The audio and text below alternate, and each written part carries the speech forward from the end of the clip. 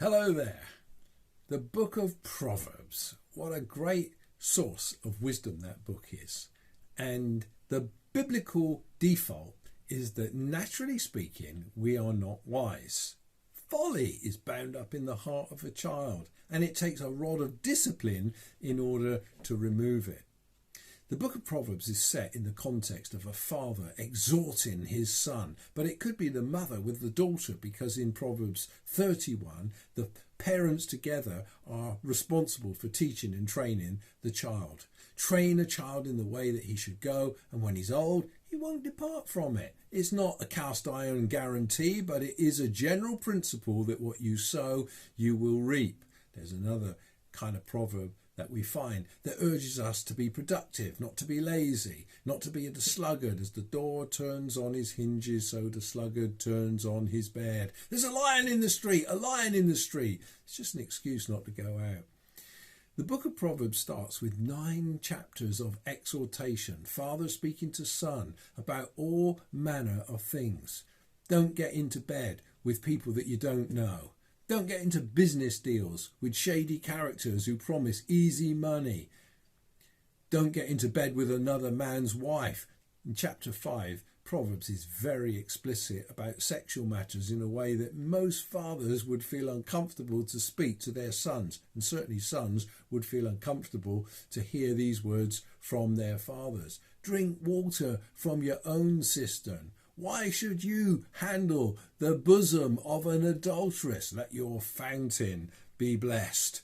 I'll tell you what, the book of Proverbs is a father's heart towards his children, who wants them to make the best choices, the right decisions in the situations where the law doesn't really give an answer. The law is clear about what's right and wrong, but then there's all kinds of circumstances where you have to make choices in life.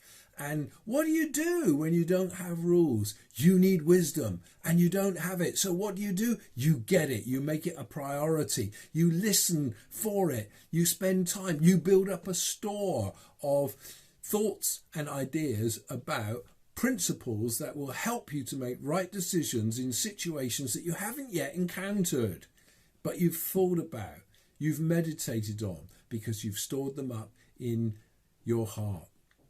And the key to it all is found in chapter 1, verse 7.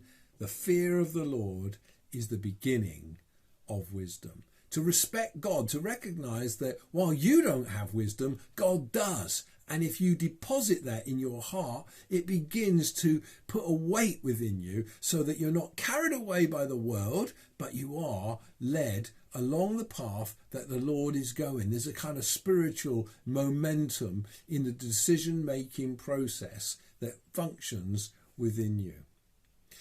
My sons, my daughters, my friends, my colleagues, get wisdom. If you don't have wisdom, cry for it. Cry for it more than choice silver. Cry for it until you get it. Seek God.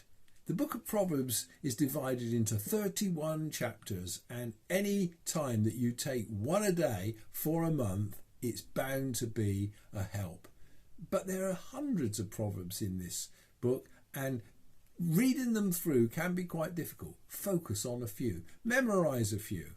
Get some of those great verses. Trust in the Lord with all your heart. Lean not to your own understanding. Let another praise you, and not your own words. If only people would stop praising themselves. Praise God, praise others, but keep silent about yourself.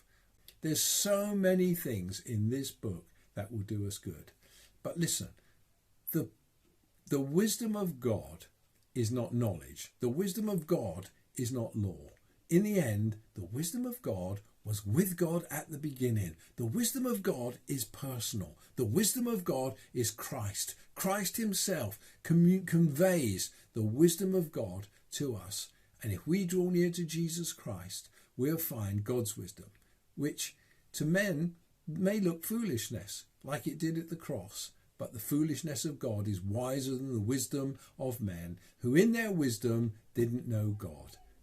So, let's seek godly wisdom, and then we can grow and live blessed lives.